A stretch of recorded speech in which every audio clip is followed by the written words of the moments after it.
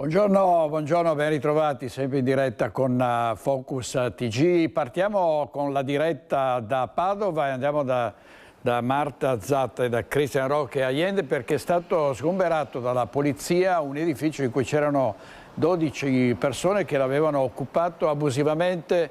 Chiara Gaiani, scusate, vedo Chiara Gaiani. A te, Chiara. Direttore, buongiorno ai telespettatori con Cristian Roque Allende. Ci troviamo esattamente in via Tassinari. Alle mie spalle vedete l'edificio che è stato occupato abusivamente da 12 romeni, il blitz della polizia martedì notte. Quest'area è accanto ad una delle aree più trafficate della città di fianco, infatti corre Corso Australia, che è una delle tangenziali di Padova. Con le immagini di Cristian Roque Allende andiamo proprio ad inquadrare il pertugio ricavato nella recinzione dagli occupanti abusivi, attraverso il quale si introducevano all'interno dello stabile che vedete alle mie spalle, uno stabile di architettura industriale. Questa è tutta l'area dell'ex macello, uno stabile dismesso. Entravano dalla porta a vetri infranta, che è la stessa che hanno usato anche gli agenti delle volanti, che sono entrati, lo ricordiamo, mercoledì di notte, e hanno perlustrato sia il piano inferiore sia il primo piano. Dentro c'erano 12 persone, si tratta di cittadini romeni, tutti in possesso di regolare documento di identità ma senza fissa dimora. Era da tempo che avevano occupato questo stabile, perché gli agenti di polizia hanno trovato indumenti, avanzi di cibo, compresi anche giaciglii di fortuna, tutto in condizioni igieniche estremamente precarie. Le persone, si tratta di 9 uomini e di 3 donne con diversi precedenti penali, dal furto alla ricettazione, sono stati accompagnati in questura per tutti gli accertamenti di rito. Per loro è scattata una denuncia per invasione di terreni ed edifici. 7 sono stati anche raggiunti da un avviso orale del questore, 7 tra i quali anche una donna, persone tra i 30 e i 58 anni di età. La questura anche incaricato l'ente proprietario di questo locale, ovviamente, di mettere in sicurezza e di ripristinare i luoghi. Un'operazione che si inserisce all'interno, insomma, di una serie di operazioni di prevenzione proprio nel mirino, edifici abbandonati, occupati in modo abusivo, che spesso, insomma, danno ospitalità e rifugio a persone che per vivere delinquono, quindi in una visione più ampia da parte delle forze dell'ordine della città. Ovviamente, se ci saranno aggiornamenti vi richiederemo la linea. Ringrazio Cristian Roque Allende per la collaborazione tecnica. Direttore, la linea da Padova può tornare a te. Grazie a Chiara Gaiani e a Cristian Roque Allende. E adesso vediamo le minacce al presidente dell'Ater di Venezia, Marco Mestriner, proprio da parte di abusivi dopo una faida tra occupanti di case popolari. Vediamo. Sono stato minacciato pesantemente sul mio numero di cellulare, intimandomi a non denunciare la polizia proprio da un presunto abusivo che vorrebbe fare il paladino, evidentemente, di queste persone. Stai attento a chi pesti i piedi, non sono nessuno ma posso diventare Dio in terra. Uomo avvisato, mezzo salvato, e poi ancora, se arriva uno sbirro tu sei finito. È il tenore di alcuni dei messaggi arrivati sul telefono del presidente Ater di Venezia, minacce che arrivano dopo il caso del rogo alla palazzina del quartiere Circus di Chirignago, appiccato dopo una lite tra famiglie di abusivi. Un senso di impunità dilagante, dice Mestriner, che permette loro di esporsi in queste modalità. Appena il giorno dopo le minacce, l'attacco alla sede dell'Ater. Una famiglia è venuta qua proprio nel portone d'ingresso dell'Ater Venezia, senza appuntamento, una famiglia collegata sempre, seppur regolare, a queste famiglie abusive, ha preso a calci la porta e ha provato ad entrare. Sono dovute intervenire le forze dell'ordine. Si sono presentati in 4 davanti al portone. La violenza usata per imporre le loro condizioni, nonostante, come fa sapere Ater, la famiglia abbia un debito di 26.000 euro in affitti non pagati e ospiti 2 persone non aventi diritto. L'Ater Venezia, le istituzioni non vogliono essere sotto scacco da parte di queste persone, non ci facciamo intimidire. Servizio di Edi Kaliman, quindi violenza molto diffusa su molti versanti e per esempio quella che riguarda gli aggressori delle persone che sono al banco, ma succede sempre più spesso, sono persone che si appostano dietro a coloro che digitano il PIN allo sportello del bancomat e nel momento in cui escono le banconote spintonano la persona e si impossessano dei soldi. Vediamo il servizio, siamo nel Trevigiano. Da preoccuparsi sì, e come? E quando lei preleva sta attenta? Io sto attenta, mi sento a casa qua e spero che non succeda mai. Ora i trevigiani hanno paura, 2 colpi riusciti, altrettanti sventati. La tecnica, l'apparenza è sempre la stessa. Il cliente inserisce la tessera allo sportello bancomat, digita il PIN e imposta la somma da prelevare. Improvvisamente uno sconosciuto interviene, a volte spintonando la vittima, e fugge con i soldi. È successo a Olmi alcuni giorni fa, vittima una 65enne allontanata con la forza. Negli ultimi giorni a essere preso di mira è lo sportello di Via Rota a Selvana, in un caso 2.000 euro di bottino. Sì, sto attento, sì, bisogna stare tanto attenti. Purtroppo capita che questo. Da paura. Lei sta attenta come si difende quando viene al banco? Io sì, cerco di stare anche attenta, perché io non so dietro chi c'è, quindi insomma più che stare vicina lì. Da lunedì mattina però la vigilanza privata presidia lo sportello e le cose sono cambiate. Si raggruppano in fondo nell'angolino del bar e poi naturalmente quando mi hanno visto che sono qua fisso fino alla chiusura della banca sono spariti tutti, da oggi. Sono soddisfatto perché da ieri ho visto che non c'è più, le facce strane sono sparite tutte. Un servizio che proseguirà anche nei prossimi giorni e che dà più sicurezza ai clienti. Questo mi gratifica anche a livello del mio lavoro, sì, cerco di stare attento il più possibile e spero che non succeda quando sono qua.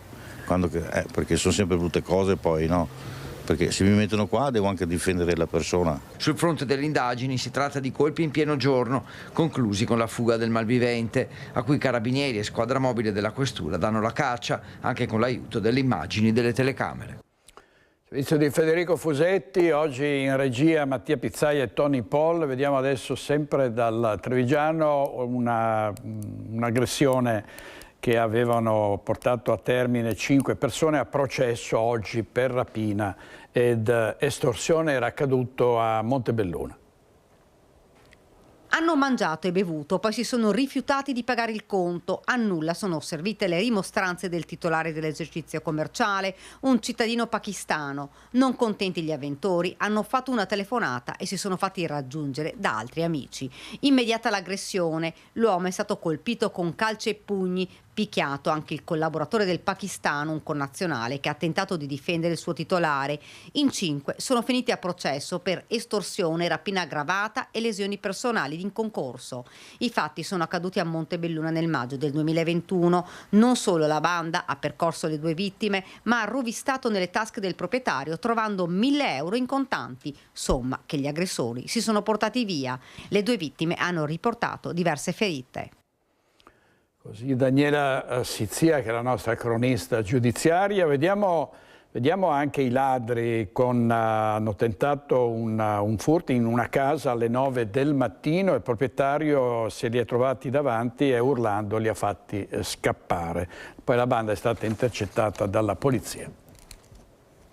Alle 9 di mattina hanno rotto la finestra e sono entrati. E noi eravamo in casa. Così aveva agito il 2 marzo la banda di ladri intercettati dalla polizia in via Noalese, poco lontano dall'aeroporto. Ne era scaturito un inseguimento terminato a ridosso della tangenziale. I 3, a bordo di una BMW di colore nero, identificati e denunciati, avevano tentato un furto in via Podgora. Secondo quanto ricostruito, i ladri avrebbero prima scassinato il cancello d'ingresso e poi una finestra dell'abitazione per riuscire a introdursi all'interno della casa. Il proprietario, che in quel momento si trovava in bagno, ha sentito dei rumori sospetti provenire dalla cucina. Quando è uscito per controllare, si è trovato davanti 3 persone con il volto coperto da passamontagna. Erano incappucciati di scuro. Abbiamo iniziato a urlare, loro si sono anche spaventati, avevano già aperto il portone, quindi la via di fuga, il cancello. E poi sono scappati in auto? Sì, e sono scappati in auto. E avete visto l'auto, tanto che l'avete segnalata alla polizia? Esatto. Non si aspettavano che ci fosse qualcuno in casa e che reagisse. E ha reagito urlando? Urlando e rincorrendoli anche, quindi non si aspettavano che da un anziano, dagli anziani avessi... Ci fosse tanta energia. Esatto, quindi tutto lì. Fondamentale la descrizione dell'auto in fuga con i malviventi. A bordo dell'auto una donna rumena del 92 incensurata e 2 cittadini rumeni dell'84 e dell'85 già con precedenti per reati contro il patrimonio. Durante la perquisizione del veicolo gli agenti hanno trovato passamontagna, un coltello, un paio di manette d'acciaio e decine di arnesi da scasso, tutti sequestrati. All'interno dell'auto è stato inoltre rinvenuto anche un distintivo della polizia rumena nella disponibilità del conducente. I 3 sono stati segnalati all'autorità giudiziaria. Nei confronti dei 2 uomini con precedenti, il questore di Treviso ha inoltre disposto la misura di prevenzione del foglio di via obbligatorio dal comune di Treviso per 4 anni. Come si vive? Si cerca di dimenticare e di andare avanti. Servizio di Nicola Marcato e vediamo anche la vicenda dei ladri che hanno colpito per la seconda volta nella stessa casa. Il racconto di Claudio Peris, residente di Via Piave a Mestre, derubato di preziosi mentre era via e la polizia ha arrestato il ladro e recuperato la refurtiva. Mentre ero a Padova ho ricevuto una telefonata dalla Questura di Venezia che mi invitava immediatamente a rientrare nel mio domicilio perché avevano fermato una persona mi pare rumena, che avevano in fragranza di reato trovato a rubare all'interno della mia abitazione. Nei pressi di Via Piave a Mestre. È la seconda volta in 2 anni che il signor Peris, noto anche per le sue denunce contro la criminalità nella zona, subisce un furto. Ma questa volta il ladro è stato preso dalla polizia giunta sul posto, chiamata da una vicina di casa. Quando sono arrivato ho trovato 3 volanti della polizia con 6 poliziotti e c'era anche una camionetta dell'esercito. Nel tentativo di sfuggire agli agenti, il ladro avrebbe anche tentato di nascondersi nel box doccia. Era in possesso di gioielli, orologi e preziosi rubati poco prima per un valore di circa 5.000 euro, riferisce Peris, e documenti intestati a un'altra persona, verosimilmente provento di furto. Per la bravura dei poliziotti sono riusciti immediatamente anche a recuperare la refurtiva che mi è stata subito restituita, lasciando però l'ambiente, immaginerete in che condizioni, con sporco, con tutto sottosopra. Il ladro è stato arrestato e posto a disposizione dell'autorità giudiziaria, ma, fa sapere la questura, il procedimento penale non è concluso e la colpevolezza dell'uomo dovrà essere accertata con sentenza irrevocabile. Peris però ha il sospetto che una persona di sua conoscenza possa essere complice del tentato furto, come confermerebbero anche le immagini registrate dalle telecamere della vicina di casa che aveva già visto quella donna insieme a lui. Adesso arriva Claudio, le faccio vedere il video e vi chiamo i carabinieri. Guarda che anche quello in casa. Sembra sia coinvolta anche una ragazza che io 4 anni fa, tossicodipendente, ho portato in comunità. La donna, che probabilmente faceva da palo, si sarebbe dileguata subito alla vista delle volanti. Quanto accaduto porta i residenti, Peris in primis, a chiedere nuovamente un presidio fisso delle forze dell'ordine. Queste bande si appostano qui ai giardini, si siedono sotto le nostre case, dietro le nostre macchine e ci sfidano anche, non hanno paura. Qui non si può più vivere nella condizione che non ci siano le forze dell'ordine presenti, anche se non è che non ci siano, passano, vengono, però un presidio più costante, come quando è stata istituita le strade sicure, che c'erano sempre, tutti i giorni c'era costantemente qui un presidio per 12 ore. Adesso questo non c'è più. Servizio di Ilaria Marchiori. Adesso dal Corriere del Veneto, una vicenda sconcertante sul Garda, attenzione, banda di rapitori di bambini in paese, l'assessora diffonde un falso allarme e poi si dimette. Roberta Cecere, assessora al sociale, aveva diffuso una fake news sul tentativo di rapimento di un bambino di 11 anni nel paese di Bardolino allo scopo di incrementare il traffico d'organi e la pedofilia. Davvero, ogni giorno ne arrivano notizie che sono incredibili. Andiamo adesso sempre per la serie delle aggressioni, dei furti, delle rapine.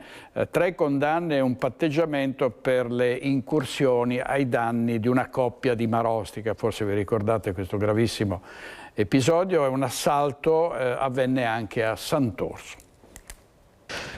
Con 3 condanne, un patteggiamento e il presunto mandante a processo, si è chiusa in tribunale a Vicenza la prima parte della vicenda giudiziaria per il duplice assalto a un artigiano 55enne e alla compagna. La doppia incursione avvenne nella villa di Marostica e a Sant'Orso. Una rapina alla ricerca di orologi preziosi che nel frattempo l'artigiano, costituito parte civile con gli avvocati Daniele Acebbi e Riccardo Todesco, aveva messo in salvo. Le incursioni avevano riguardato anche l'azienda della vittima a Sant'Orso. La pena più pesante, 4 anni e 10 mesi di carcere, è stata inflitta a Elias Acrovi, 44 anni, marocchino di Tiene. Condannato anche Sami Rizawi, 30 anni, marocchino residente nel Varisotto, a 3 anni di reclusione. Per Omar Bibri, 26 anni, residente a Schio, difeso dall'avvocata Silvia De Biasi, il gruppo Cuzzi ha stabilito una pena di 2 anni, 2 mesi e 20 giorni. L'uomo ha beneficiato dell'attenuante. Ha invece scelto il patteggiamento Ikam Zidane, anch'egli residente nel Varesotto, che ha concordato 2 anni di reclusione. E invece a dibattimento Abdelaziz Jaili, 26 anni, originario del Marocco, ritenuto il mandante per pregressi rapporti con la compagna dell'artigiano dell'assalto, per il quale alcuni imputati hanno già risarcito in parte artigiano e compagna con quasi 10.000 euro. Servizio di Ivano Tolettini. Dal giornale di Vicenza una notizia che vi mostriamo: bacia l'allieva di 12 anni, professore finisce a processo. È successo a Valdagno, è accusato di violenza sessuale aggravata per un fatto avvenuto in classe. Si era confidata con i genitori e lui è stato sospeso. Le indagini dei carabinieri. E furto nella chiesa ortodossa di Ospedaletto Euganeo. I ladri hanno rubato poche centinaia di euro, le offerte per la costruzione dell'edificio e per i poveri.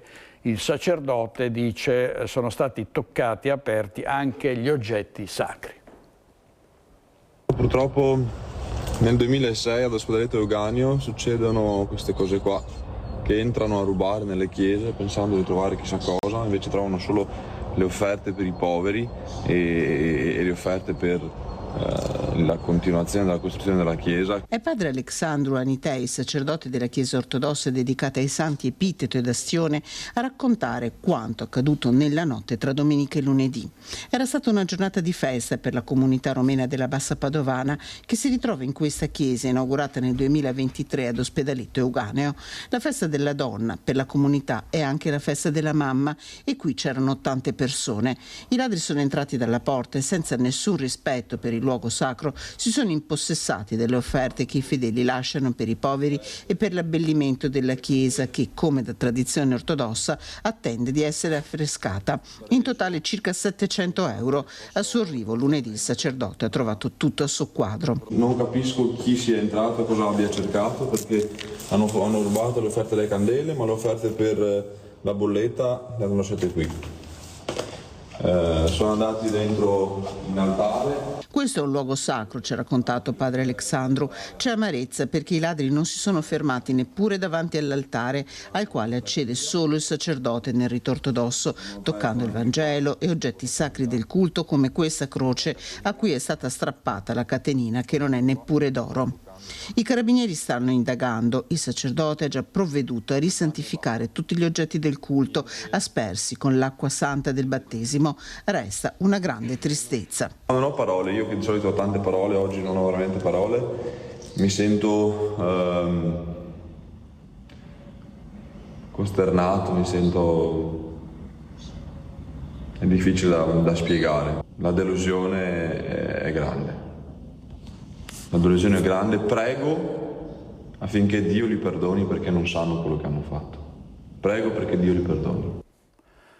Allora, torniamo tra poco alla cronaca nera, ma adesso andiamo a Venezia in diretta con Filippo Fois perché è scoppiata una polemica sulla partecipazione dei russi alla Biennale. C'è uno scontro in particolare tra il presidente della Biennale Buttafuoco e il ministro della Cultura Giuli, perché l'uno vuole che i russi partecipino, l'altro dice che le autocrazie non possono essere rappresentate alla mostra di Venezia. Andiamo da Filippo Fois. A te, Filippo.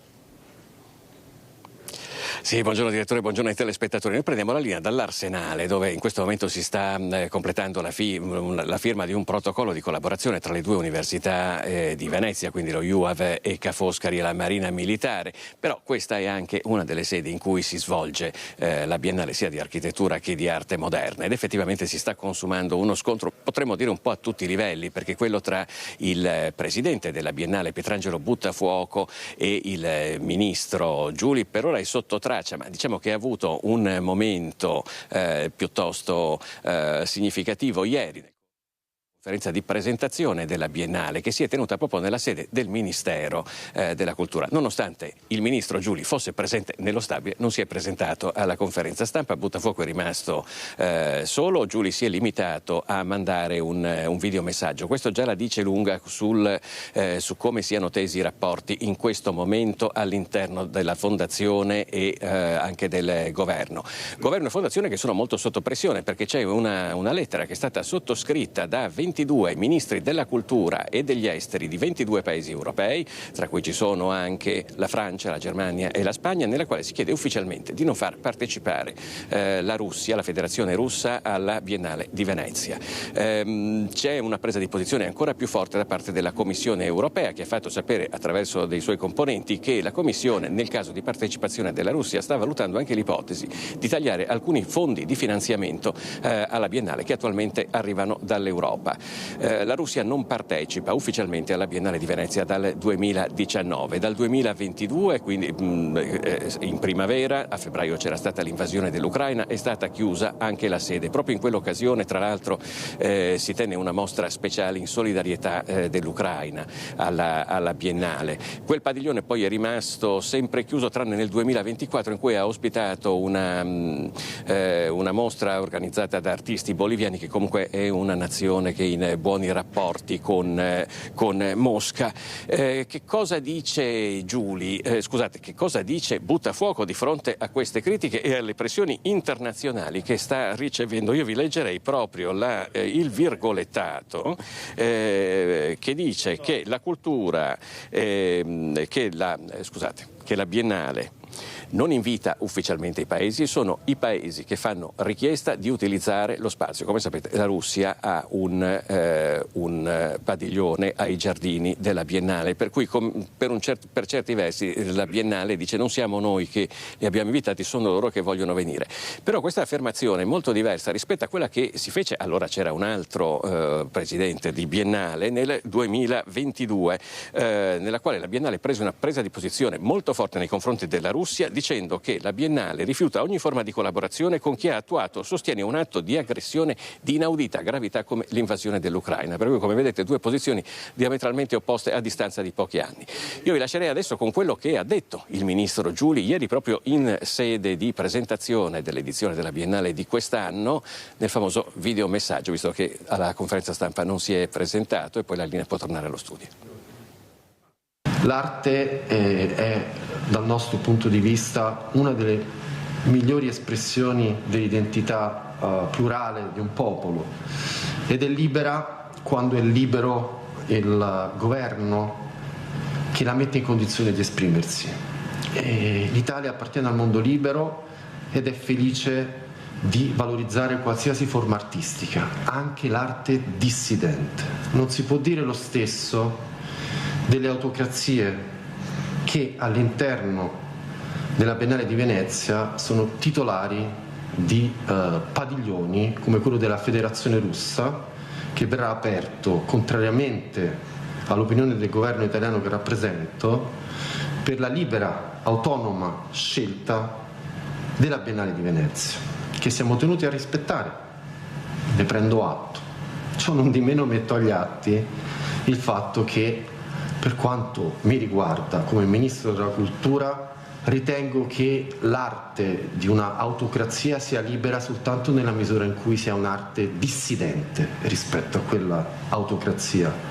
Quando è scelta dai vertici di uno Stato autocratico, non ha la libertà consentita alla pura espressione artistica, quell'espressione artistica che il popolo ucraino vede ogni giorno calpestata dalle bombe.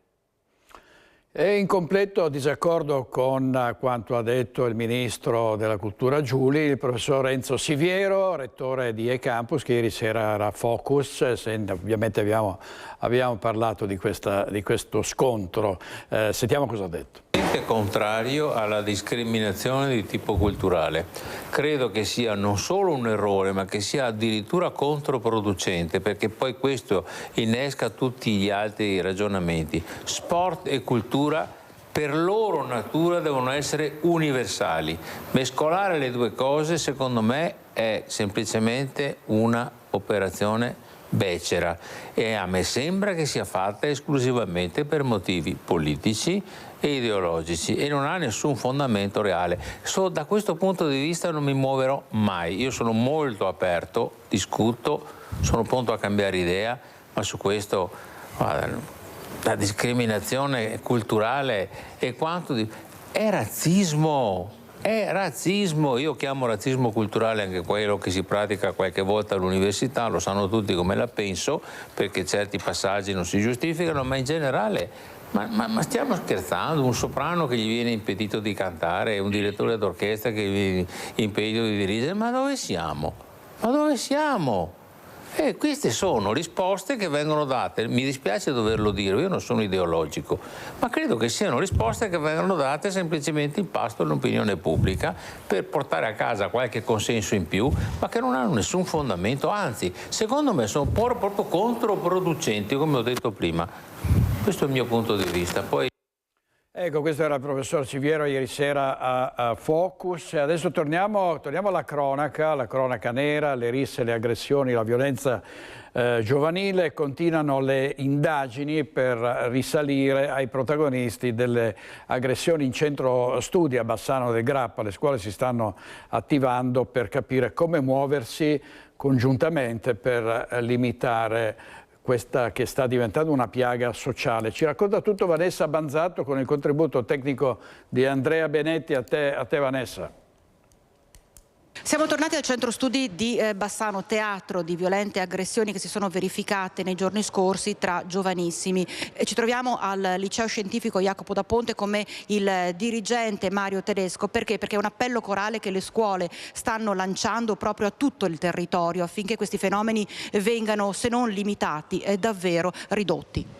Sì, allora sostanzialmente noi non abbiamo avuto finora un coinvolgimento diretto sia come in qualsiasi forma di nostri alunni, ovviamente però insistiamo sull'area del centro studi e anche su un tratto abbastanza trafficato e credo che poi in linea generale nessun contesto scolastico, non solo a Bassano ma credo in Italia, possa dirsi completamente esente da rischi di episodi di questo tipo.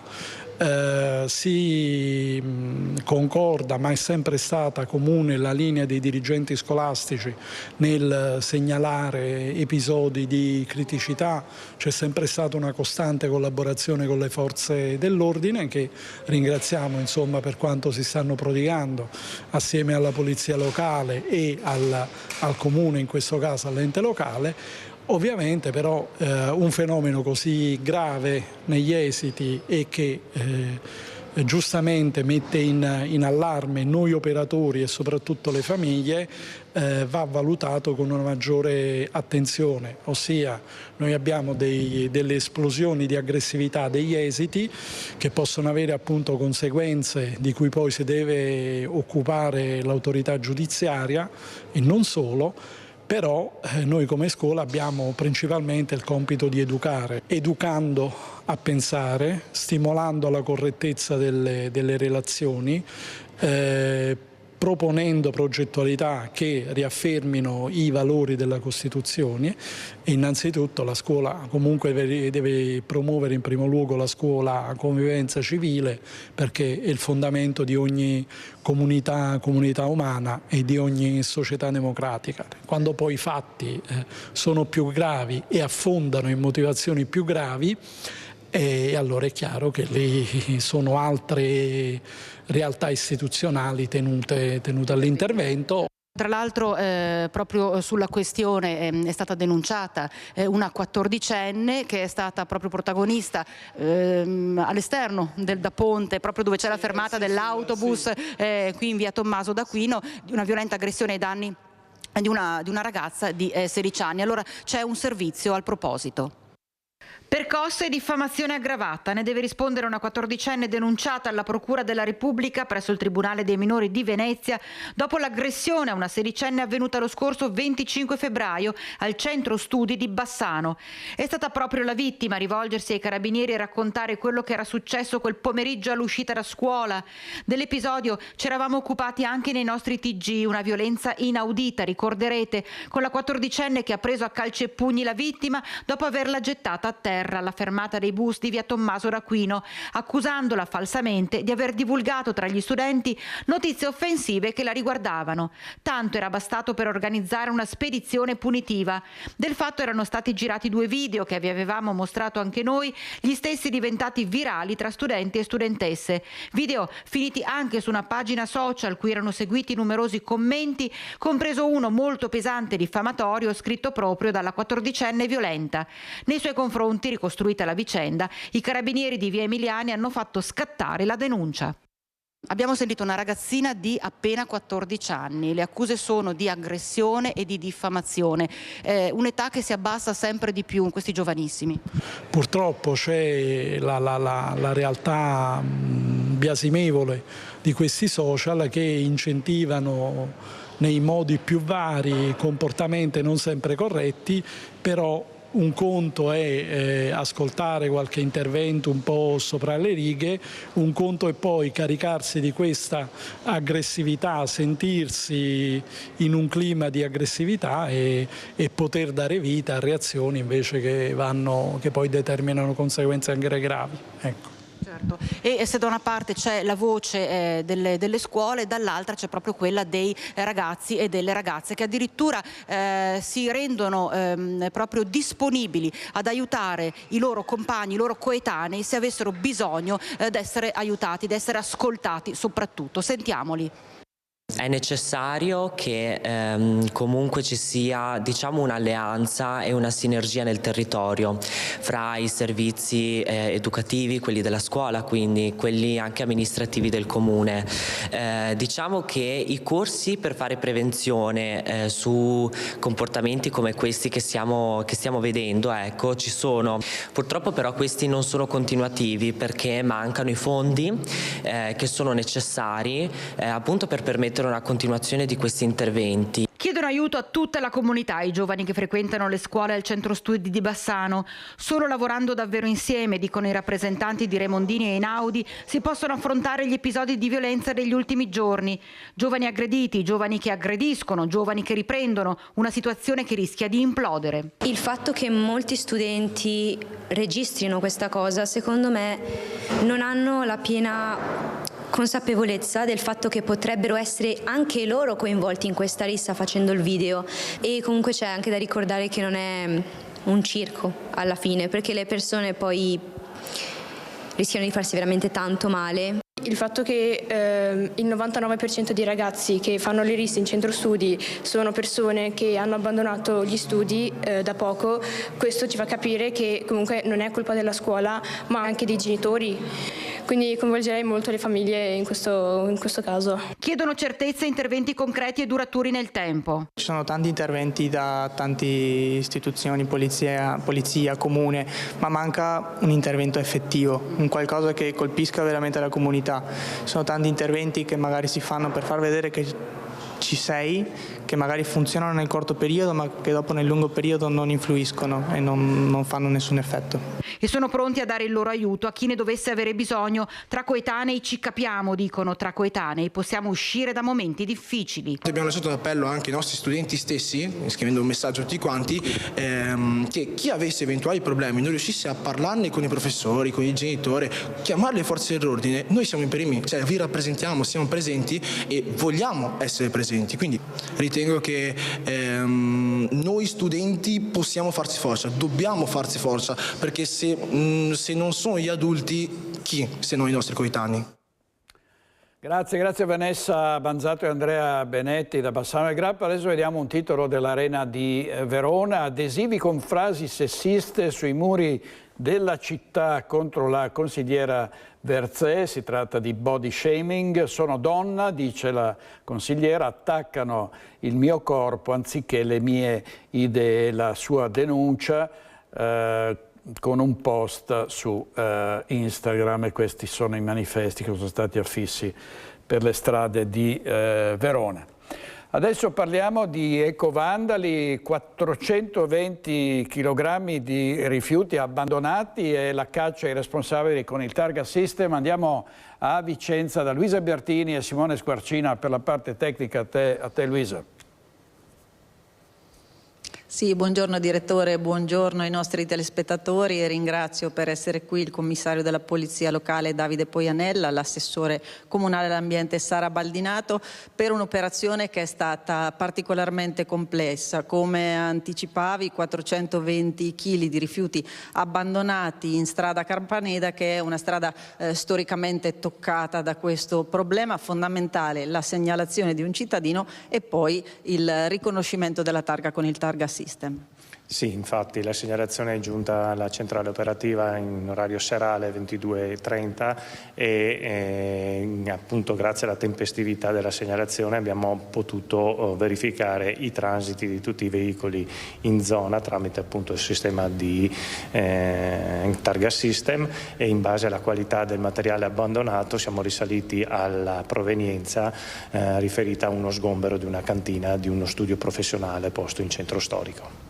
Ecco, quindi scattata l'indagine, ma in termini di abbandono rifiuti e di controlli non si ferma l'attività del Comune, tanto più che nelle isole ecologiche adesso state anche implementando quella che è la sorveglianza proprio della quotidianità, a prescindere dall'operazione che è stata condotta. Sì, questa è stata un'operazione straordinaria, di cui ringrazio non solo il cittadino che si è reso cittadino attivo e quindi ha permesso l'avvio, ma anche ovviamente la Polizia Locale per il supporto che ci dà sempre in queste azioni.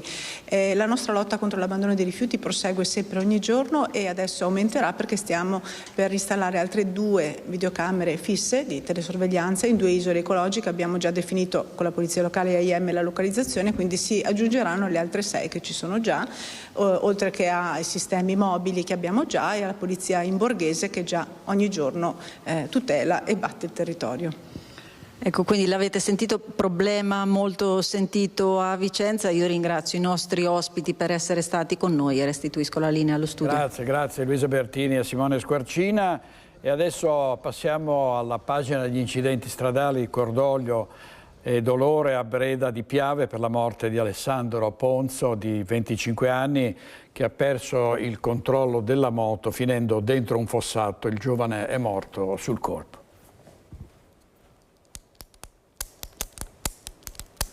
Un botto, la corsa di alcuni dipendenti di una ditta verso il fosso nel disperato tentativo di aiutare il Centauro.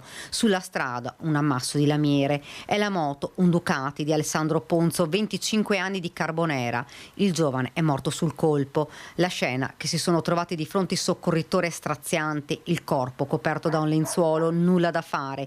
Per lui troppo gravi le ferite riportate nell'impatto. Sul posto l'elicottero del SUAM 118 che atterra in un campo poco distante il luogo dell'incidente. La strada, via Brigata Emilia, a Pero di Breda di Piave, viene chiusa in entrambe le direzioni. Sono attimi concitati. Alla polizia locale il compito di effettuare i rilievi per accertare la dinamica di questo incidente. Secondo i primi accertamenti il ragazzo ha perso il controllo della sua 2 ruote. Prima è finito contro il muro di cinta in cemento e poi nel fossato. Non è escluso che alla base della tragedia ci sia stato un malore del Centauro. Il 25enne stava facendo ritorno a casa.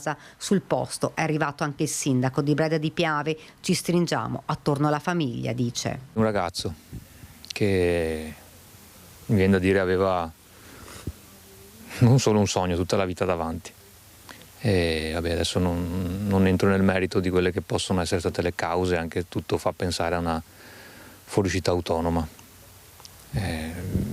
Una tragedia incredibile, insomma, potete vedere anche quello che è rimasto. Alessandro Ponzo, che avrebbe compiuto 26 anni a settembre, era andato da un amico, aveva la giornata libera, lavorava presso un'officina meccanica della zona. L'incidente a pochi chilometri da casa. Sul luogo si sono precipitati il fratello, il padre, lo zio. Lo strazio di un dolore immenso, la perdita di una persona amata, il futuro, i sogni, tutto si è fermato in quel drammatico momento. Sulla strada le lamiere contorte, la moto distrutta. Si tratta del 9º incidente mortale in provincia di Treviso dall'inizio del 2026. Dobbiamo fare tutti tanta attenzione, soprattutto ricordarci che basta niente e ci rimettiamo noi e ci rimettono anche tutte le persone che ci vogliono bene. La notizia ha subito raggiunto Carbonera, l'intera comunità, ha detto la sindaca Federica Ortolan, si stringe alla famiglia in questo dolore grandissimo. Servizio di Daniela Sizia ed ora l'incidente devastante per Alice Tognolli che riportò gravissime lesioni, una promessa del ciclismo durante una gara all'imbocco di un ponticello perse il controllo della bicicletta finendo contro una spalletta in cemento posta al lato della carreggiata e si aprirà presumibilmente il prossimo dicembre il processo a carico del presidente dell'Associazione Cicloturistica Vittorio Veneto e direttore di gara del circuito dell'Assunta. I 2 dirigenti sportivi dovranno rispondere dell'accusa di lesioni gravissime. Il decreto di citazione diretta a giudizio arriva a seguito della chiusura delle indagini dello scorso maggio. Archiviata invece la posizione del vice direttore della corsa. L'accusa contesta la mancata predisposizione di barriere protettive. Sarà il Tribunale a stabilire se quella tragica caduta potesse essere evitata con l'adozione delle misure di sicurezza. Ed ora lo shock in Pedemontana dove, come abbiamo detto ieri, un cervo è balzato in mezzo alla strada. È stato travolto da un'auto, è gravissimo il conducente perché l'animale ha sfondato il parabrezza ed è entrato praticamente nell'abitacolo, il conducente è molto grave e l'animale è morto. Tanta paura lungo l'SPV nel tratto che porta a Thiene. Un cervo ha attraversato la superstrada e proprio mentre stava sopraggiungendo un'auto, un impatto tremendo. Il cervo è deceduto sul colpo, mentre il conducente dell'auto si trova ricoverato in gravissime condizioni al San Bortolo di Vicenza. Un vero shock in Pedemontana. Il 57enne di Pove del Grappa, al volante della sua Audi, ha riportato un serio politrauma, tenuto dai sanitari sotto stretta osservazione dopo che, procedendo lungo l'SPV al confine tra Marostiche e Colceresa, si è trovato davanti un esemplare di cervo maschio adulto balzato all'improvviso sulla carreggiata. Per la bestia, dicevamo, non c'è stato nulla da fare, mentre il conducente è stato portato al San Bortolo di Vicenza in codice rosso. Sul posto i vigili del fuoco e il SUEM 118 di Bassano. Pesanti disagi al traffico lungo l'arteria, con gli agenti della stradale che hanno regolato il flusso, prima bloccato, poi rallentato, sino a quando la strada non è stata rimessa in sicurezza. Quello che lascia basiti è come sia stato possibile che il cervo sia riuscito a entrare in Pedemontana. C'è da chiedersi se siano state adottate tutte le misure di protezione da chi gestisce l'infrastruttura, a cominciare dall'altezza delle barriere a lato corsie per evitare il verificarsi di simili situazioni. Solo una fatalità? La Procura ha aperto un fascicolo per ricostruire i fatti.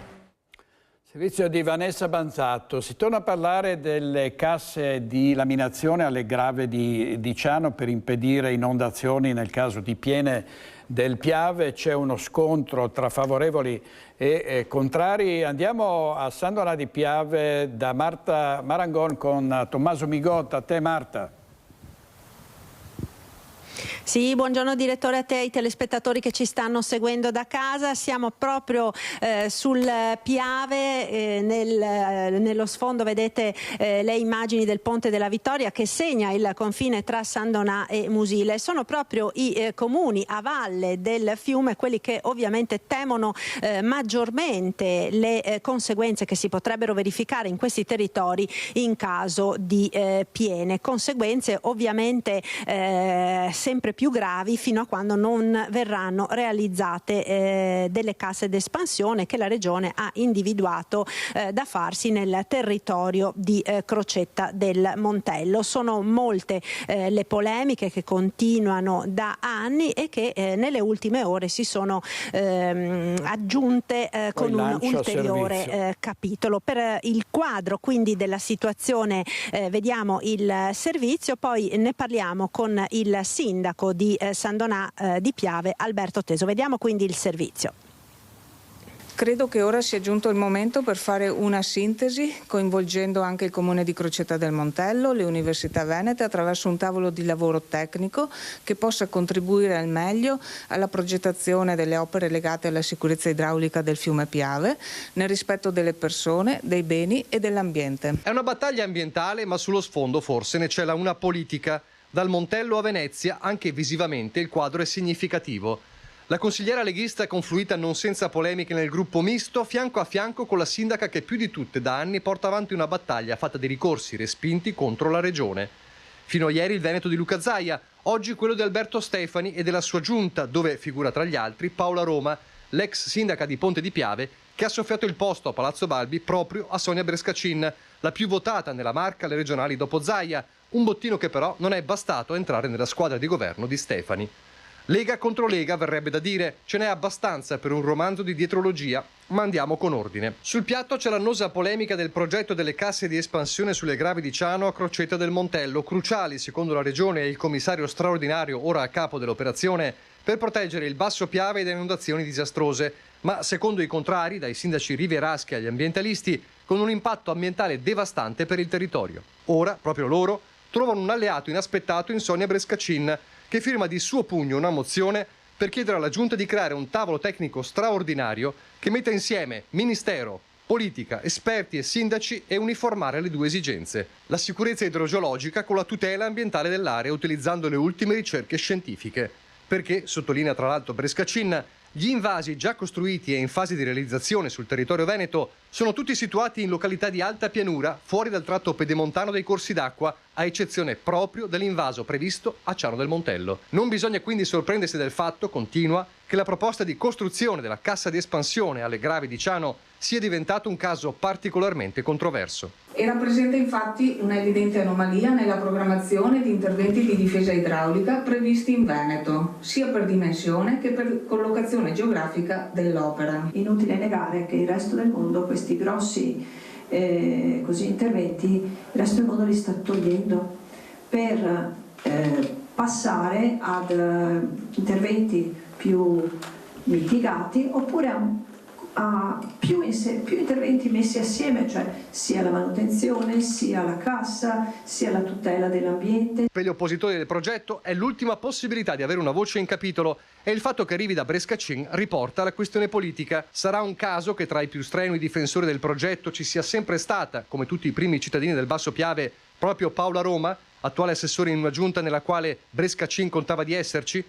Non sfugge a nessuno che il messaggio arrivi diretto da Alberto Stefani, mentre una replica velenosa giunge via social da chi si è sempre battuto per l'importanza del progetto, l'ex assessore all'ambiente Giampaolo Bottacin, che su Facebook è lapidario. Qualora ci fosse una piena del Piave con conseguente esondazione, attacca, mi auguro che coloro che a 60 anni dall'alluvione del 1966 ancora vogliono costruire un ulteriore tavolo tecnico per rivedere le decisioni prese, ritardando di fatto ogni intervento, siano chiamati a risponderne in tutte le sedi.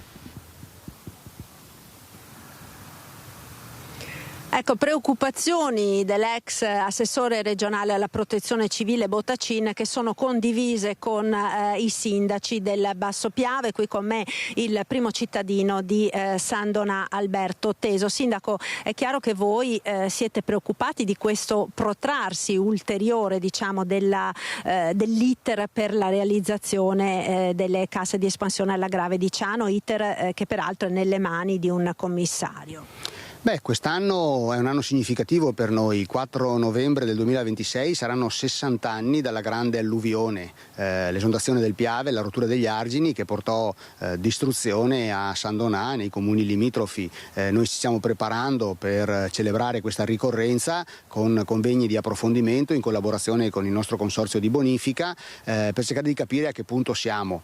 Le opere di rafforzamento degli argini condotti dalla Regione sono a buon punto. La Regione ha investito già oltre 10 milioni di euro sulla riva sinistra, lato San Donà, per rafforzare l'argine con una barriera di cemento interna, e una cifra ancora più alta, quasi 15, sono pronti per la riva destra, lato Musile. Questo ci proteggerà dal rischio di rottura dell'argine, ma quando il Piave è in piena, cioè quando l'alveo è completamente riempito d'acqua, dove siamo noi adesso, arriva l'acqua, il rischio è quello della esondazione. Da lì non si esce se non con con le casse di espansione nelle Grave di Ciano o comunque dove decidano di farle. Insomma, io non credo ci sia tempo per andare a discutere ancora molto sulle tecniche, sull'ubicazione.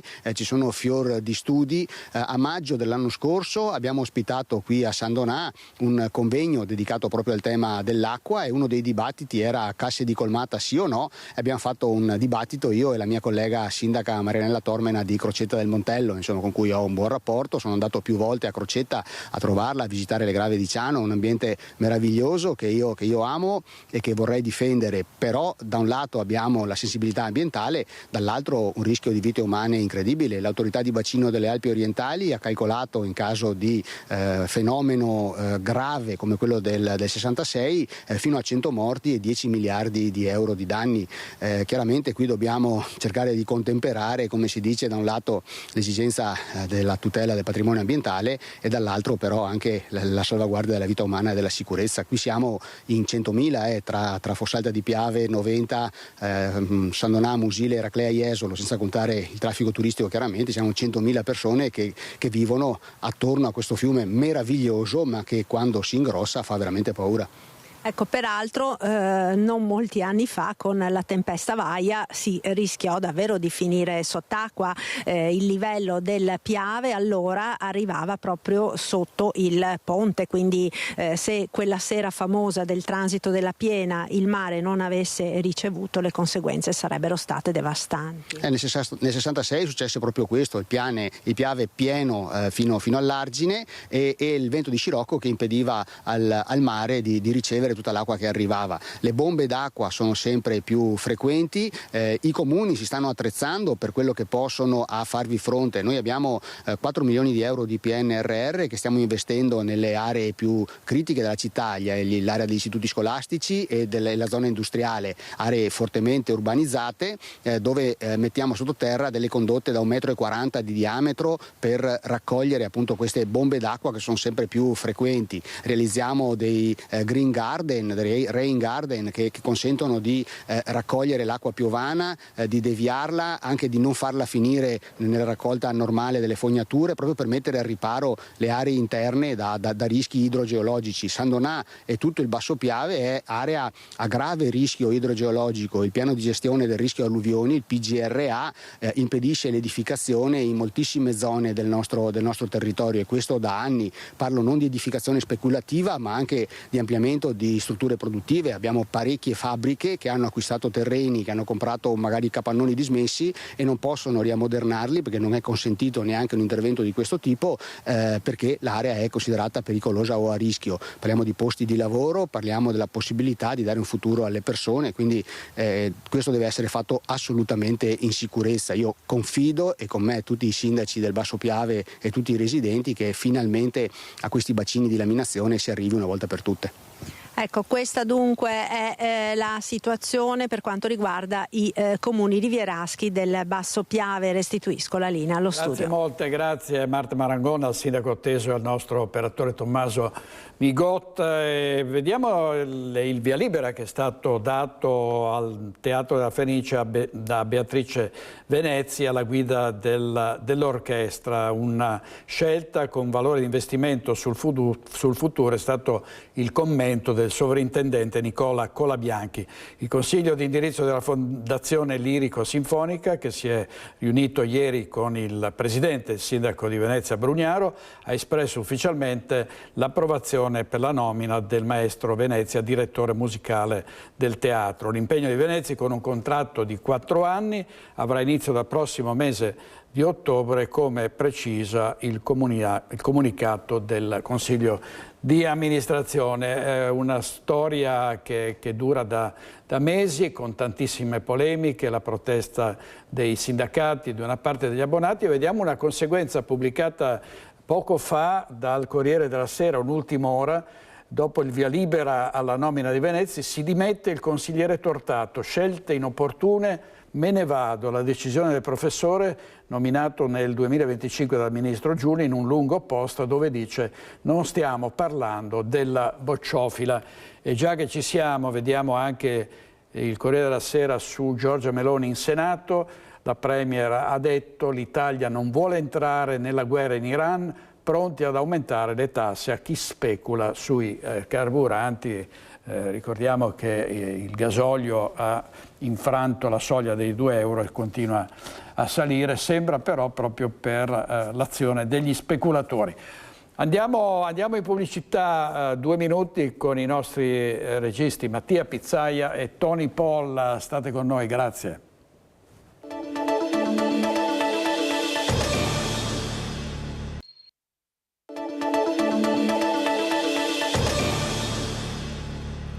Nuovo in diretta con Focus TG, vediamo la prima pagina del Mattino di Padova, la morte di una giovane, una ragazza di 34 anni, Jenny, che è morta di tumore, e la madre che accusa una diagnosi in ritardo. Faremo denuncia. Jenny Canton di Camponogara, operaia e ballerina, è stata ragazza immagine nelle discoteche del Veneziano e del Padovano. Da 2 anni lottava contro un tumore ginecologico, la danza era la sua vita. Ancora incidenti, e non si sono voltati dall'altra parte, si sono fermati a soccorrere un anziano che è finito sotto il trattore, aiutando la figlia, queste persone che sono intervenute, a tirarlo fuori prima dell'arrivo dei soccorsi. È accaduto a Vigonza. Sentiamo anche cosa ha detto la figlia ai nostri microfoni. Malgrado chiamassi aiuto, che nessuno mi sente perché purtroppo non è che abbiamo case molto vicine, ho dovuto chiamare aiuto dalla strada e prima è arrivato un signore, poi sono arrivate altre 2 macchine, altre 2 persone, altri 2 uomini e in tutti e 4 siamo riusciti a trascinare fuori il papà da sotto il trattore. Vedere il papà sotto al schiacciato, io ho pensato veramente al peggio e invece ringrazio questi 3 uomini che si sono prodigati subito a venire di forza e in tutti e 3 siamo riusciti veramente a trascinarlo fuori. È ancora sotto shock e dolorante perché il papà è ricoverato in ospedale, vivo per miracolo con una frattura del bacino, ma anche lei, la figlia Federica Anoni, è a letto, ferma, con 3 vertebre rotte per lo sforzo e per questo parla al telefono. È da qui, ripensando a quanto accaduto, che vuole ringraziare 3 persone, perfetti sconosciuti, diventati degli angeli ieri, poco prima di mezzogiorno. Il papà Igino, 89 anni, era su questo trattore Fiat arancione nella loro casa di Vigonza. Lei lo stava aiutando. Dovevano sradicare una vecchia siepe. 3 busti vengono tolti facilmente, il 4º resiste. Per questo l'anziano dà gas, ma il trattore scivola, si impenna e lo travolge. La figlia disperata inizia a cercare aiuto. I 3 uomini si fermano e insieme tirano fuori Igino poco prima dell'arrivo dei soccorsi. Capito che tutto andava bene, i 3 se ne sono andati. A loro vorrebbe dire grazie Federica Anoni.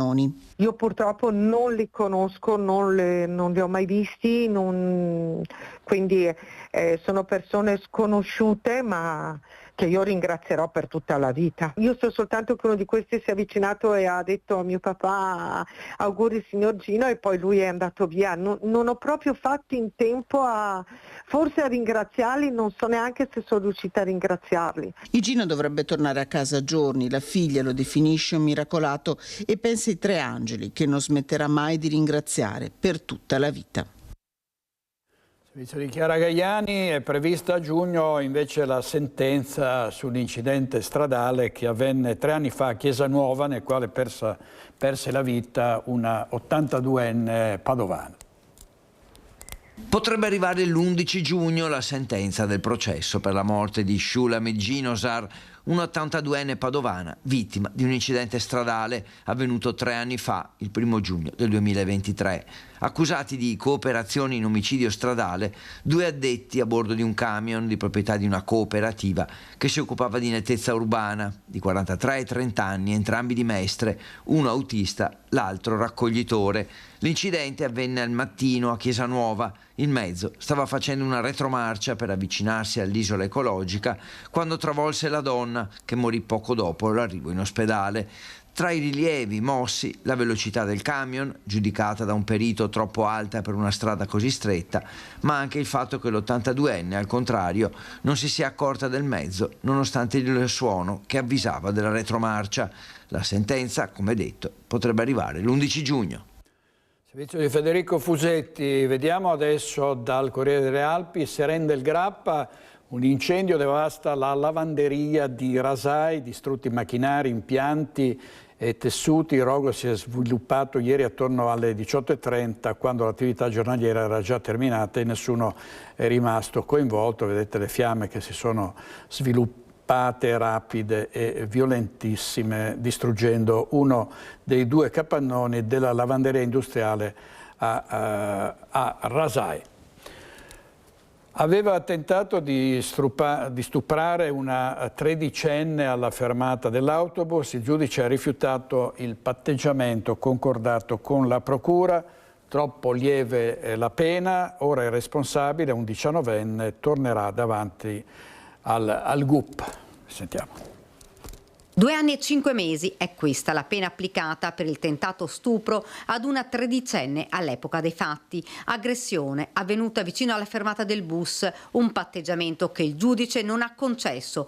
Pena troppo lieve. L'imputato ora tornerà davanti al GUP. Il grave episodio era avvenuto nel novembre 2024 in un comune dell'Interland trevigiano. Secondo l'accusa, il giovane di origine senegalese si era avvicinato alla vittima ed aveva tentato di spogliarla, mentre un complice minorenne connazionale teneva ferma l'amica della 13enne che era con lei. La prontezza di quest'ultima aveva scongiurato il peggio, si era divincolata dalla presa ed aveva colpito con un calcio il 19enne permettendo all'amica di fuggire. Il complice minorenne sta affrontando un diverso procedimento al Tribunale dei minori di Venezia. L'imputato ora potrebbe chiedere il rito abbreviato. La famiglia della giovane, che adesso ha 15 anni, si è costituita come parte civile assistita dall'avvocato Alessandra Nava. Non sono stupita, ha detto il legale, che non sia stato concesso il patteggiamento perché la pena che era stata proposta non rispecchiava la gravità del fatto. Peraltro devo anche dire che non è pervenuto né alla ragazza né ai familiari neanche un cenno di scuse da parte di questo ragazzo. E quindi adesso, a seguito di questa decisione, verrà ovviamente assegnato un nuovo giudice davanti al quale verosimilmente potrebbero fare una richiesta di rito abbreviato. La vittima, giovanissima, spaventata e sotto shock, non ha superato mai il terrore vissuto in quei momenti. Certamente la vicenda è stata abbastanza dolorosa sia per la mia assistita che per i familiari, e di sicuro sono fatti che non si chiudono soltanto quando vi è una definizione processuale, ma si trascinano e hanno delle conseguenze che devono poi essere affrontate dalle famiglie con interventi di altra natura. Servizio di Daniela Sizia, vediamo la prima pagina della Tribuna di Treviso. Scomparsa a Vittorio Veneto, ricerca in corso per la 24enne Daniela Pucar. La si cerca dappertutto, si era allontanata da casa il 9 di marzo. Vedete, questa è la foto, chiunque l'avesse individuata può rivolgersi ovviamente ai carabinieri. Non si era rassegnato alla fine della storia d'amore, ha iniziato a chiamare insistentemente l'ex fidanzata, poi si è appostato sotto casa per incontrarla ripetutamente ed è stato rinviato a giudizio. Si tratta di un 26enne accusato di stalking. Telefonate continue a tutte le ore. Volevo un chiarimento, non si rassegnava alla fine della storia, ma l'ex fidanzata, poco più che ventenne, aveva iniziato un'altra relazione e non ne voleva più sapere. Il giovane, 26 anni, ha così iniziato a chiamarla, a molestarla continuamente per riprendere il legame sentimentale. Più volte si è presentato sotto casa della ragazza. In un'occasione, quando lei le ha confermato la sua nuova frequentazione, il 26enne le ha strappato il telefono di mano allontanandosi in auto per poi restituirglielo qualche ora dopo. Non solo la seguiva fino a scuola, ma le faceva chiamate anche anonime. La ventenne, ormai esasperata e impaurita, ha presentato denuncia. I fatti sono avvenuti a Villorba tra febbraio 2023 ed agosto 2024. Il giovane, che dovrà rispondere di stalking, è stato rinviato a giudizio. Il 27 gennaio l'udienza preliminare. Chiodi nascosti nella carne lanciata nei giardini delle case. Dopo il caso di Cittadella arrivano questi bocconi chiodati o avvelenati anche a Vigonza, e quindi bisogna fare molta attenzione ai proprietari di cani e di animali domestici. È allarme bocconi killer nel Padovano, dopo il caso segnalato nei giorni scorsi nella frazione di Santa Croce Bigolina, Cittadella, dove erano stati trovati wurstel farciti di chiodi aghetti lanciati nei giardini delle abitazioni. Un episodio analogo ha toccato anche la frazione di Peraga di Vigonza. In via Mascagni, una residente ha raccontato di aver trovato nel proprio giardino bocconi di carne fritta con chiodi al suo interno, pezzi di carne trasformati in vere e proprie trappole metalliche, capaci di provocare lesioni gravissime agli animali domestici. Fortuna ha voluto che il cane di casa non li abbia mangiati, ma li abbia solamente portati all'interno dell'abitazione. La donna, preoccupata, ha annunciato che si recherà dai carabinieri per sporgere denuncia. Intanto l'appello corre tra chat di quartiere e social: massima attenzione per chi ha animali in giardino.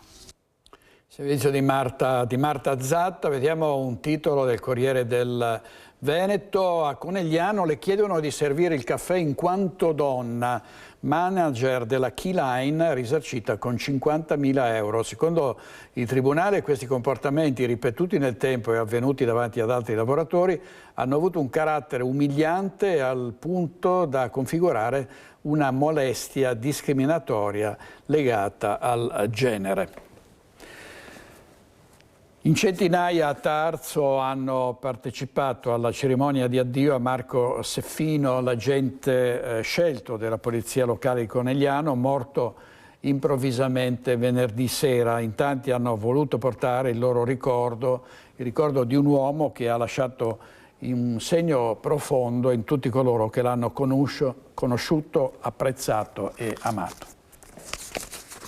Una persona speciale che ha lasciato in tutti coloro che lo hanno conosciuto un ricordo speciale, ed erano davvero in tanti nella sala della Proloco di Tarso a voler dare l'ultimo saluto a Marco Seffino, agente scelto della Polizia Locale di Conegliano, scomparso improvvisamente a 57 anni venerdì sera per un infarto. In centinaia si sono stretti alla moglie Denise, ai 2 figli Maite e Nian e a tutti i familiari, a ricordarlo gli amici che hanno condiviso con lui le sue tante passioni. Marco è stata una persona squisita, sempre positivo, e se è vero che chi ci lascia deve lasciare una traccia, io posso solo ringraziare di aver fatto parte della mia vita Marco.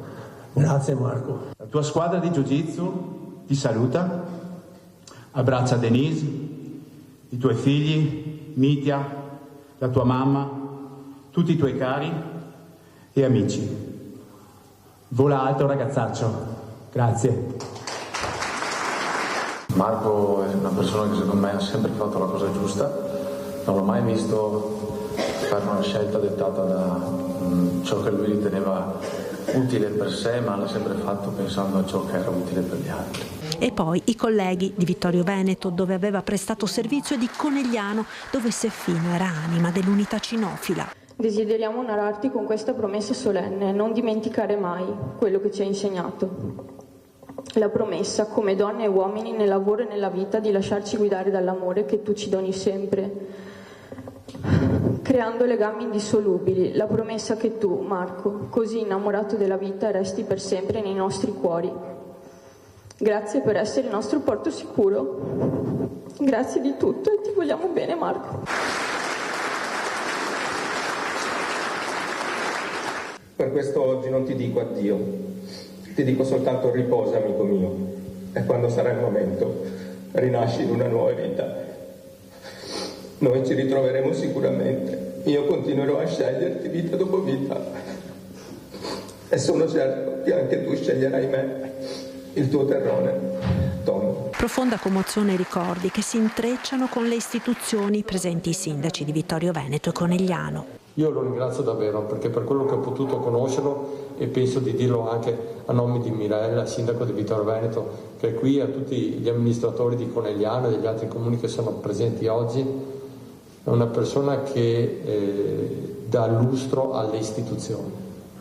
Io penso che le istituzioni siano fatte di persone, e se ci fossero più persone come Marco, sicuramente il rispetto per le istituzioni sarebbe naturale. L'affettuoso ricordo del fratello. Che esempio che sei stato. Non ti sei mai fermato un secondo, costruivi sempre qualcosa per la tua amata famiglia, e se non avevi impegni per te trovavi sempre il tempo per aiutare qualcun altro, papà, mamma, gli amici. Forse in cuor tuo sapevi di non avere il tempo dalla tua parte e hai spremuto ogni singola goccia della tua immensa generosità. Adesso tocca a noi imparare da te. Questa è l'eredità che ci lasci, regalare il nostro tempo agli altri, spendere un sorriso in più per portare il buon umore, essere d'esempio con le nostre azioni. In una parola, essere il fratello maggiore che tutti avrebbero voluto avere. Ti voglio bene, fratello. Infine il saluto delle unità cinofile con l'abbaiare interminabile di Ray, il pastore olandese che ha detto addio al suo conduttore.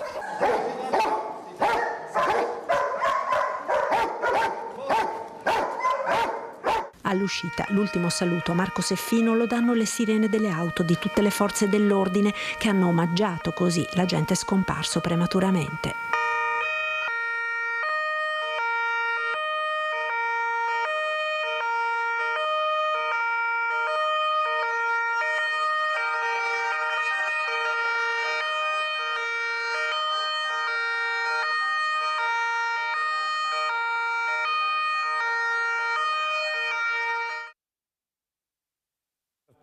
Marangon.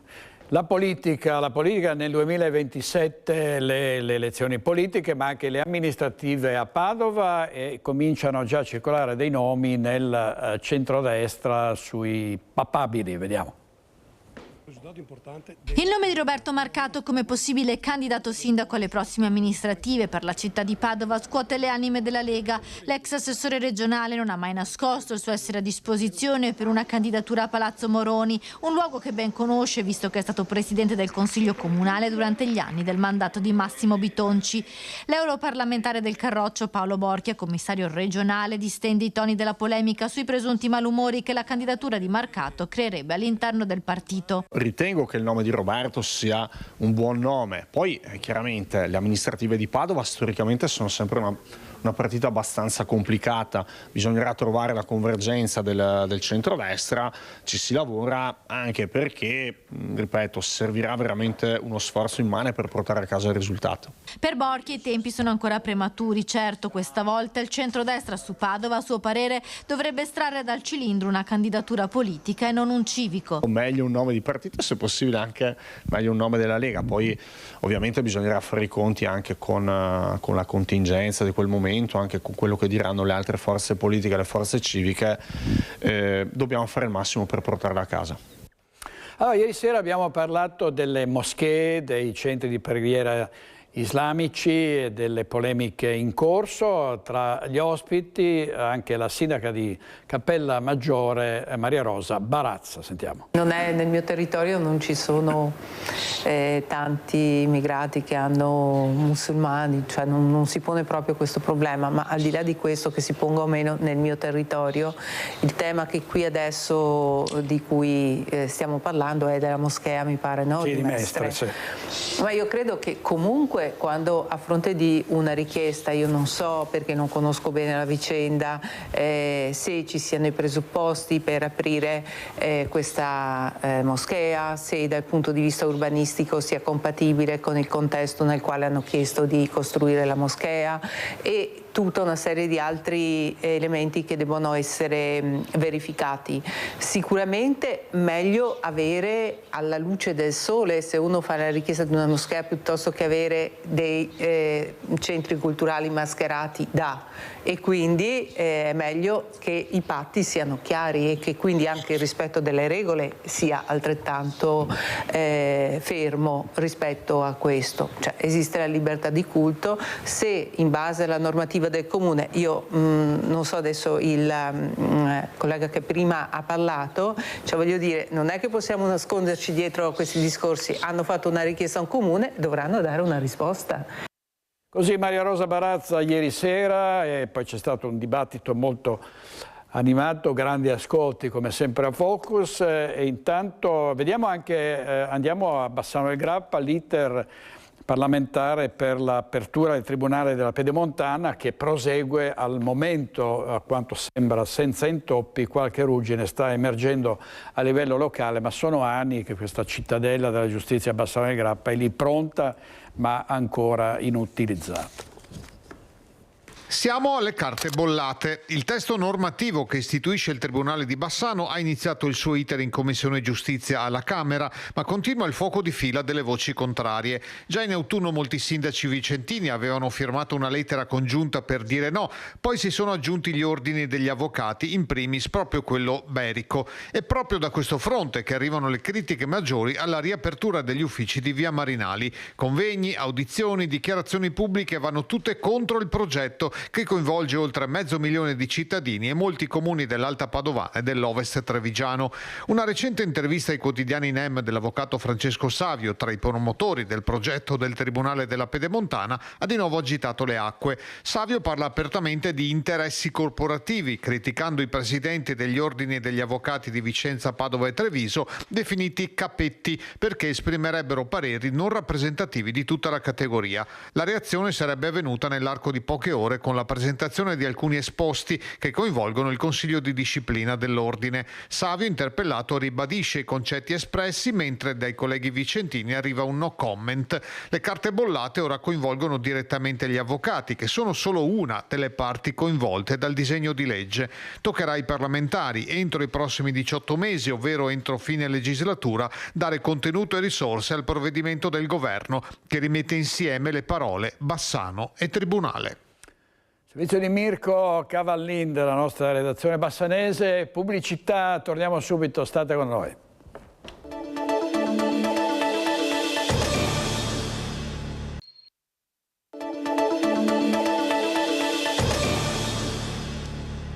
Non si arresta la corsa dei prezzi pazzi dei carburanti in seguito a quanto sta accadendo in Medio Oriente, ma in seguito anche soprattutto alle speculazioni. FAIB Esercenti Veneto interviene sull'annuncio del governo relativo all'aumento dei controlli della Guardia di Finanza sui distributori di carburante. Sentiamo. Continua l'impennata dei prezzi dei carburanti dopo lo scoppio della guerra in Iran. Se da un lato i consumatori lamentano costi esagerati, dall'altra la situazione resta complessa anche per i rivenditori, presi di mira dai rialzi praticati dalle compagnie petrolifere e dai contingentamenti. A tal proposito il governo è al lavoro per limitare i rincari con il possibile via libera delle accise mobili. In ogni caso, per FIEB Confesercenti Veneto, questi prezzi alle stelle restano ingiustificati. Sono rincari non giustificati, soprattutto per le tempistiche. Il conflitto è cominciato circa una settimana fa e dopo 24 ore circa le compagnie petrolifere avevano già aumentato i prezzi. Sappiamo che abbiamo delle scorte sia a livello nazionale, anche le compagnie petrolifere sicuramente il prodotto è stato acquistato tempo fa, quindi capisco il conflitto, secondo me poteva essere moderato l'aumento, anche perché vorremmo capire nel momento in cui, e speriamo quanto prima finisca il conflitto, ci sia la stessa velocità nella diminuzione del prezzo. Per verificare la trasparenza dell'impennata dei prezzi, il governo ha annunciato un'intensificazione dei controlli della Guardia di Finanza sui distributori di carburante. La categoria però invita a evitare letture fuorvianti. Penso che sia un eccessivo allarmismo soprattutto verso noi gestori. Sappiamo benissimo che è successo la stessa cosa nel 2023, è stato istituito l'osservatorio prezzi, i gestori sono obbligati per legge a comunicare il prezzo una volta alla settimana e soprattutto ogni tipo di variazione che viene fatta sul prezzo. Quindi sicuramente c'è una base di speculazione, ma non può essere causata dal gestore, e questi controlli secondo me vanno a mettere un po' pressione sia a tutta la categoria ma anche all'opinione pubblica che pensa ancora che il prezzo venga imposto dal gestore e invece è un prezzo consigliato, diciamo, e obbligato dalle compagnie petrolifere. Il rugby 6 nazioni, c'è davvero qualcosa c'è molto bianco-verde, anzi, nella storica vittoria dell'Italia contro l'Inghilterra, una squadra finora mai battuta dagli azzurri, in particolare tanti i giocatori del Benetton protagonisti. Abbiamo fatto diversi errori, siamo stati imprecisi sia nelle fasi statiche che in giro per il campo. Però credo sia stata un'ottima reazione della squadra agli errori e a rimanere attaccati all'ultimo fino all'80°, e questo ci ha permesso di vincere la partita. È un'Italia bianco-verde quella che ha vinto per la prima volta nella storia del rugby contro l'Inghilterra nei 6 nazioni, protagonisti allo Stadio Olimpico di Roma, infatti in gran numero i giocatori del Benetton, 9 i leoni tra i titolari, 4 quelli usciti in panchina, insomma 13 su 23, 4 poi in particolare sono stati anche inseriti nella squadra ideale del torneo. Tommaso Mennoncello, miglior giocatore del match, ormai tra i migliori se non il migliore centro del mondo, e poi Brex e i fratelli Lorenzo e Nicolò Cannone, quest'ultimo ormai stabilmente tra i migliori nelle statistiche difensive. Una giornata che rimarrà per sempre nella mente dei protagonisti. La partita di sabato mi rimarrà gli sguardi dei miei compagni di squadra e la sensazione quando è finita la partita, è un qualcosa che mi porterò sempre dietro e che veramente auguro a tutti di provare, perché solo le sensazioni che ti dà questa maglia ti fanno stare così. Ora però la testa è già proiettata a sabato per l'ultimo turno in Galles a caccia della terza vittoria, che sarebbe un record. Da domenica abbiamo iniziato il percorso di recupero e sta continuando anche oggi, e l'analisi video, abbiamo già fatto la review, siamo già pronti per affrontare la prossima partita, che sarà veramente tanto dura. Senza dimenticare comunque i tifosi del Benetton, in tanti a Roma. Finito 6 nazioni, si tornerà a parlare di campionato per la gioia di Monigo. Grazie di essere ovviamente venuti, e quando finirà il 6 nazioni ovviamente la testa ripartirà per far bene con Treviso, perché la cosa, quando finisce la finestra internazionale devi subito ripartire a pensare al club. Servizio di Federico Fusetti. E alle Paralimpiadi di Milano Cortina anche l'artigianato veneto, che racconta come il lavoro su misura possa diventare uno strumento concreto di autonomia per le persone con disabilità. Non solo tradizione ma innovazione sociale. A Casa Veneto, nel cuore delle Paralimpiadi di Milano Cortina, l'artigianato veneto mostra come il su misura possa trasformarsi in libertà e autonomia per le persone con disabilità.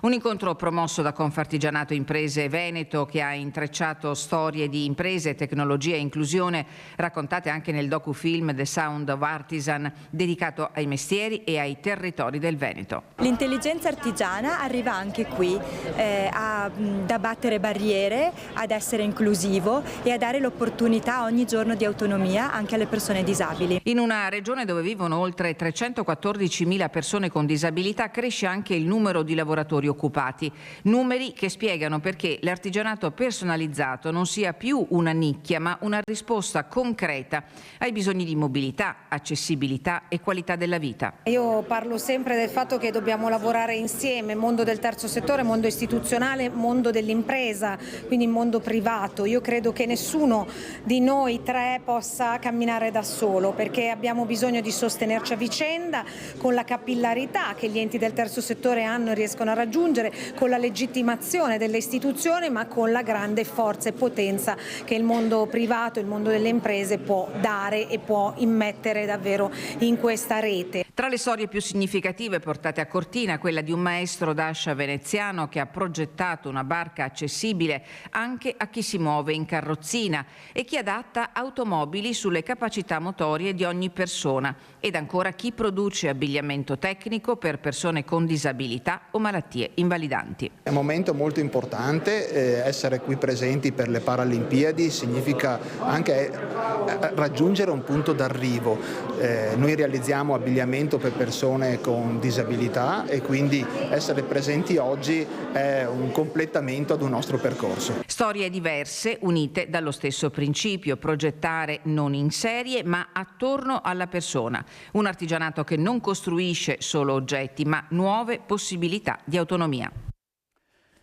Servizio di Tiziana Bolognani, responsabile della nostra redazione bellunese. Gli ospiti di questa sera a Focus: Fabiano Barbisan, Leopoldo Bottero, Fabio Crea, Isabella Dotto, Davide Lovat, Michela Nieri, Alberto Ruggin e Matteo Zuccol. Focus alle 21:20 come ogni sera. Grazie ai nostri registi Mattia Pizzai e Tony Polle. Arrivederci, buona giornata. Arrivederci.